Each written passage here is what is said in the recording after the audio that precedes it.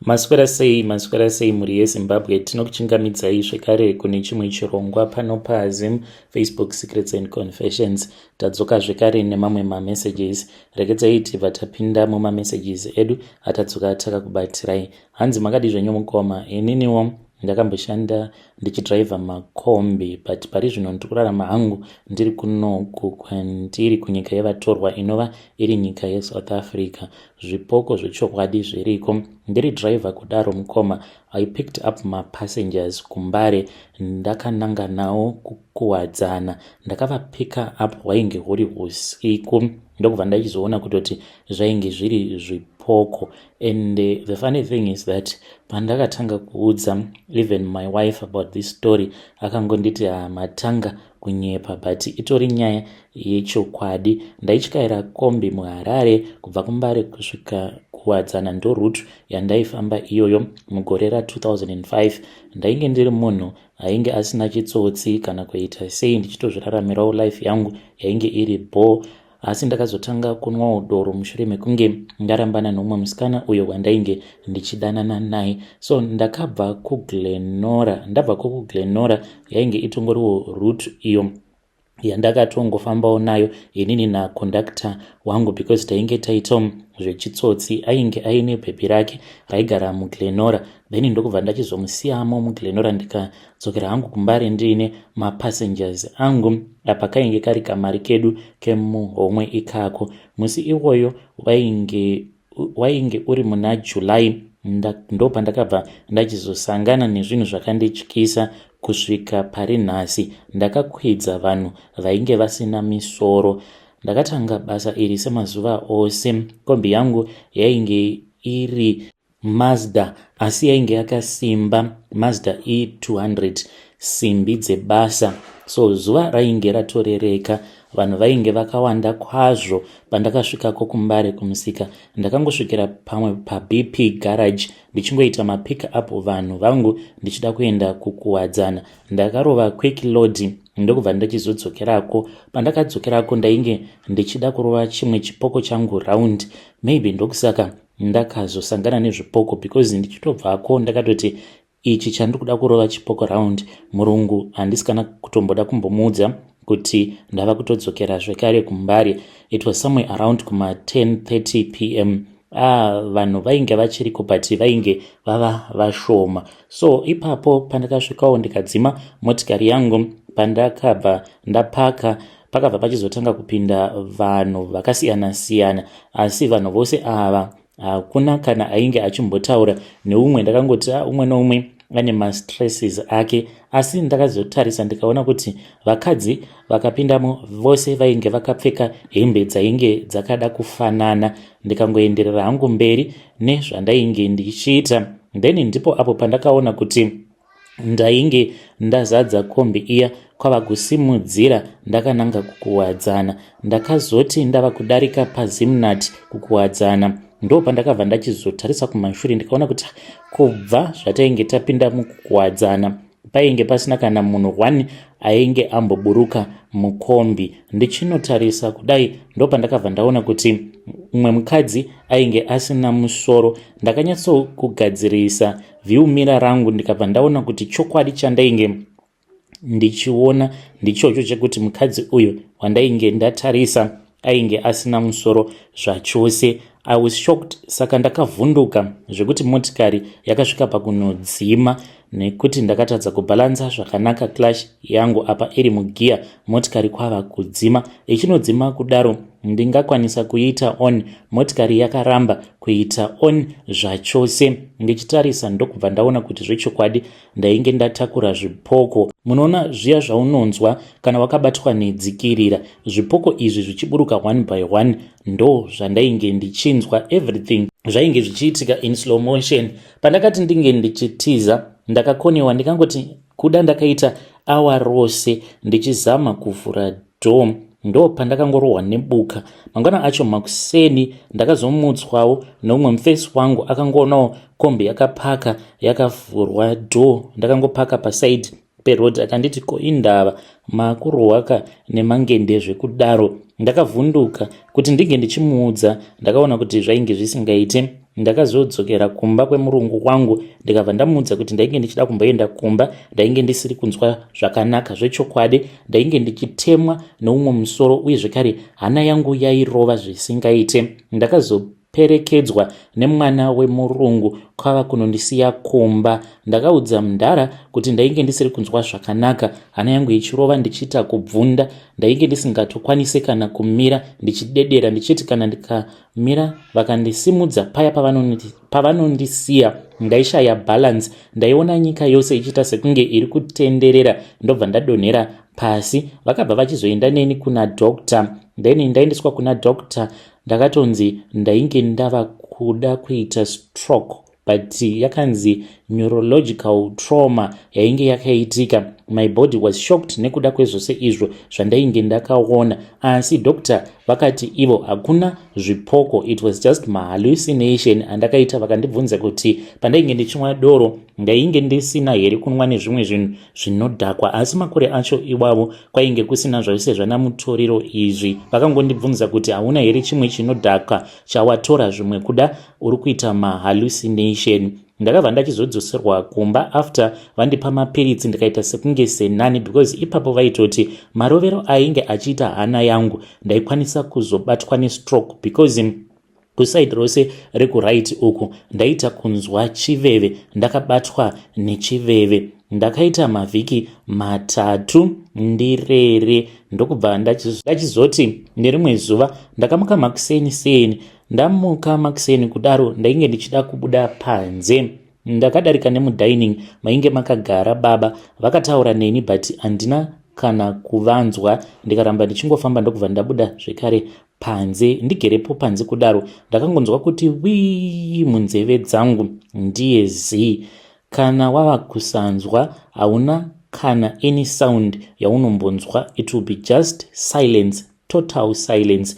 Ndo zvaiitika ipapo. Vakanditevera vakaramba vachitaura neni, asi ndainge ndisingambovanzwi zvachose. Ndo pandakatoita masaini ekuti handisisina kana chandiri kunzwa. I panicked and I was traumatized. Ndikatanga kuchema, asi ndichichema ndainge ndisingatokwanise kutonzwa saundi yevoice rangu. Vakaenda neni kuchipatara, but zvaigobatsireiko? Ndakagarako kuchipatara ndichingobatsirwa, asi kwaingovawo kungobatsirwa nekupiwa counseling so that ndinge ndichinzwisisa kuti ndo zvainge zvavapo. There was nothing that I could do to change my own situation. Vaitya kuti kana vakazondiita discharge ndaikwanisa kuzokomita iri suicide. After that ndo pandakazodzoserwa kumba, ndainge ndatoremara ndisingachanzwi zvachose. Pane vamwe vakazoti mwana uyu dai mamboenda naye, vakabva vachizopiwa madirections. Ndo baba pavakatanga vakaenda vari vega first time kuChipinge, vakabva vachizodzoka. Takabva tachizoenda kuChipinge nevamwe mukoma vainge vaine motikari, ndisina kana chandainge ndichimbonzwa. Tasvika kuya ndipo apo pavanoti vakazoudzwa kuti hanzi kune vamwe vanhu 2 vakaurawa mugore ra1999. Varume ava vainge vari vechirudzi, vainge vachibva kuBhawa. Saka vakasangana nevamwe varume avo vakavatorera mawallets avo kwava kuvaponda. Saka vanhu ivavo vainge vasina kuradzikwa zvakanaka, saka mweya yavo yaipota ichimuka. Zvino musi wacho iwoyo ndakangoitawo munyama kuti ndakazongosanganawo nezvipoko zvakawanda panguva imwe chete. Vakandibatsira, vaipota vachindigezesa musoro wangu uye zvekare vachindibaya-baya nzeve dzangu idzi zvairwadza kwazvo, vachindibaya netsvimbo yavo. Asi ndakazosvikawo pakuita zvakanaka, yainge iri cleansing ceremony. Ndapedza kuitwa cleansing ceremony iyoyo handina kana kuda kuzombodzokera zvekare kumbare. Mundara uya akazotanga kurwarirwawo nemwana wake, akatoitengesera kombi iyi kuno umwe muNigeria wekuchitungweza. Ndakabva ndachizotama nekuda kwekuti ndainge ndatizirwa. Mukadzi wangu iye ainge achibva kumasvingo, ndokubva tachizotanga kugara mumasvingo. Ndainge ndichingoitawo basa rekungodhiraivha, but zvakanditorera nguva kuti ndinge ndichizowana peace of mind nekuda kwezvandainge ndakambosangana nazvo. Pari zvino ndinogara kuno kuSouth Africa, ndinoitawo basa redelivery. I am a delivery driver kuno kunzvimbo kunonzi kuMidrand. chokwadi ndichocho mukomanashi, zvipoko zviriko, asi sezvo zviri zvinhu zveusiku zvinonetsa kuti umwe munhu ange achizokubhilivha. Kune avo vanoti zvipoko hakuna, I dare that person kuti kana iwe uchiti hakuna zvipoko, chingoenda kakumakuva ongonotuka vose varere kumakuva obva vati kana kuine anokwanisa kundimukira chipoko ngaandimukire tione. I think munhu yeye anokwanisa kuzouya panapa aine answer neevidence, nekuti kana isusu tikauya nenyaya dzedu zvimwe kuda munokwanisa kuti maybe tinenge tichikureverai nhema, but kana ariko anozvikwanisa ngaaendeka kumakuva angonotuka vose varereko kumakuva ikoko, then obva ati kana kuine chipoko chirimo munomu, chipoko ichocho kubva nhasi ngachinditevere. Kana kuti pamba ipapo paunenge uchigara unongomuka kana usiku wobva wati kana panapa pakambofira munhu, kana kuti padhuze nepano pandinogara kana paine munhu akambofira mumba. Izvi zvinoda maybe ukazviita wakamira panze huri usiku, then wobva wati mweya wemunhu iyeye wacho akafira muno munharaunda ngauzviratidzire kwandiri. I think munhu iyeye pasina kunetsana ndiye anokwanisa kuzodzoka panapa obva achizotipa real evidence yevamwe avo vanoti zvipoko hakuna. Kana mukaposta nyaya yangu ndidziviseiwo, ndichange ndichizotevererawo ndiri mucomment section. Iniwo nemudzimai wangu tinogara tichiteerera chirongwa chenyu.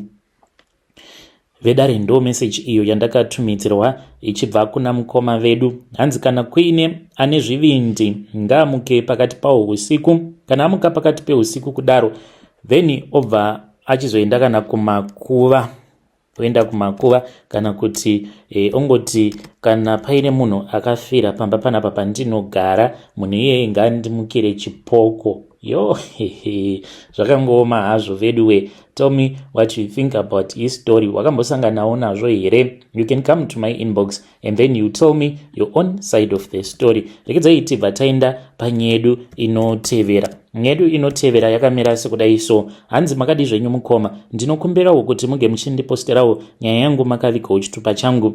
Ininiwo ndiri mudzimai uye zvekare ndine mwana wangu 1. Ndiri kugara ndiri muno munyika yevatorwa, nyika yeSouth Africa. Nyaya iyi yandikuda kukuudzai, zvinhu izvi zvakaitika panguva iyaya yeCovid. Ndine cousin sister yangu uyu akashayikawo ipapo panguva yeCovid-19 lockdown muri mugore ra2021. Sisi ndipo apo pavakatisiya. Sisi vakatanga kurwara uri musi wechishanu, vaingochema nemusoro uye zvekare vainge vachinzwa kupisa muviri. Takangofungira kuti ainge iri COVID-19. Akabva achizovharirwa mumba ari ega sezvaitwa vanhu vazhinji munguva iyoyo avo vainzi vane COVID. Takabva tachizofonera mapurisa, takashaya kutiwo toita sei navo sisi, because makosorero acho awo avainge vachiita zvainge zvichitotyisa. Pakabva pachizouya vamwewo vehutano vakabva vachizoenda navo kuchipatara, but inini handina kukwanisa kuendako. Mukomana asvika kana rufu rwava kuda kutora munhu runongomutora. Vakaendeswa kuchipatara, but vekuchipatara vakaramba kuvagamuchira nekuda kwekuti kwainge kusina vanhu vaikwanisa kuvabatsira, mainge makazarisa muchipatara. Musi wesvondo ndipo apo pavakamira kutaura. Taitofungidzira kuti zvimwe kuda vafa. Then vakazotanga kurwara hysteric uri musi weMonday, but mafiro awo akaita sisi akatityisa. Sisi vainge vachichema vachiti ivo vaiona zvimwe zvinhu zvainge zvichityisa. Inini ndaitotyawo kutoswedera padhuze nemuspe bedroom imomo umo mavainge vakavharirwa. So sisi vakabva vachizoenda ndokubva vachizonovigwa. Mushure mekunge vavigwa ndipo apo patakatanga kuvarota. Takavarota tose, the whole family mukomanashi. Makuseni takati tamuka ndobva tatanga kutaura nezvayo nyaya iyoyo nekuda kwekuti tose takavarota. Sisi vainge vachichema vachiti vainge vasina kuradzikwa zvakanaka. Then after that ndipo patakatanga kunzwa masounds. Taitonzwa masounds tichinzwa sisi vachichema vachiita sekunge vari muceiling. Tainge tava kuita sekunge vanhu vanopenga. After that ndipo apo patakabva tachizoenda kumasowe. Taendako kumasowe kuya takabva tachizonoudzwa kuti zvechokwadi sisi vainge vasina kuradzikwa zvakanaka. Takapiwa munamato namadzibaba vaya vainge vachitibatsira vakati taifanira kuti tinge tichizoenda kunosiya minamato iyoyo paguva rasisi. Takati tava kuda kunosvika pedo neapo patainge takaradzika sisi takarasika mukoma, kutorasika totally. Takaita mahours akawanda tichingotenderera chete tisingakwanise kuona apo patainge takavaradzika sisi, ndokubva tachizodzokera kumba. Then takazotobatsirwa nevamwe madzibaba ava vekuzengeza vainge vatori vechidiki zvekutoti takatovashora apo patakaenda kukrawa kwavo tikati munhu akadai anokwanisa kutibatsira here. Akabva ati iye ainge achiona kuti sisi vedu vainge vasitomborina kufa zvachose, mweya wavo hanzi wainge uchingodzungaira uripo pamba, hanzi makamuviga zvenyu asi mweya wake uchiri kungodzungaira uri pamba, saka nyama nemweya zviri kurwisana. Ndipo apo patakabva tachizonzi taifanira kuti tinge tichizoenda kuguva kwavo sisi, but tiine munamato watainge tapiwa. Munamato uyu ndiwo wataifanira kuti tinge tichizoenda kunosiya muguva ravo. Takaenda mukoma sevanhu veukama, ndokubva tatanga kufukunura guva rasisi. Takafukunura but hatina kuzosvika painge paine coffin. Takangonzi tikafukunura tikaona kuti tinenge tadzika, then tinobva tachizoisa munamato uya zvekare nembiya yainge iine mvura, kamucheka keredhi uye zvekare nechipepa chainge chakanyorwa nevabereki vangu kuti zvawafa wafa, unofanira kuti unge uchigara kuvafi nekuti iwe kuno hakusisina nzvimbo yako, kuno kunyika yevapenyu. Chiregedza kuramba uchitiitira mashura ndisu vabereki vako vakakuzvara, chizorora hako murugare. Kana kuine vakakuroya kuti vange vachikudya, aiwa chienda unge uchinonetsana navo. After that ndipo apo pavakabva vachizogadzika mbiya yaiya tikabva tachizotanga kufushira. Zvose izvi takazviita in secret, asi painge paine imwe friend yasisi, nekuti zvakanzi panotofanira kuva paina sawira uyo aifanira kuti ange achizovatuka ivo sisi. Mbiya yaiya isati yaiswa muguva mavo akavatuka akati, ko iwewe sei uri kuda kushungurudza vabereki vako? Taraone kuti mama vava kungogara vachingorwara nekuda kweBP yako, chizorora ka, usaramba uchingoshungurudza vabereki vako, nekuti pane zvose izvo zvauri kuita hakuna kana zvazvinombobatsira. Iwewe kana kuri kunzi une vanhu vakakuuraya, wadiwa ngouya wavaudza muzviroto zvavo kuti chii chakaitika kwauri. After that hatina kana kuzombogara takavarota sisi kusvika pari nhasi. Ndo zvakaitika mashurawo awo akaitika pamba pedu panguva iyoyo mukoma Nashi, mushure mekunge sisi vashayika. It is a secret, a family secret. Hatina kana umwe munhu watakamboudza zvachose. Hey vedare, ndo message iyo yandakatumidzirwa ichibva kuna vanzvadzi vedu. Naimiko zvazvakangooma hazvo vedu we, ngatizamei kuti tinge tichitaura navo vanzvadzi vedu ava mucomment section. Strange things indeed they do happen in this world. Yo, regedzai tibva taenda panyedu inotevera. Nyedu inotevera yakamira sekudai so. Hanzi makadi zvenyu mukoma, ndinokumbirawo kuti munge muchindiposterawo nyaya yangu makaviga chitupa changu. Inini ndiri mudzimai uye zvekare ndine makore 43 years ekuberekwa. Ndikuraramawo ndiri kunoku kumhiri kwemakongwa. Ndakatanga kuendawo kuboarding school.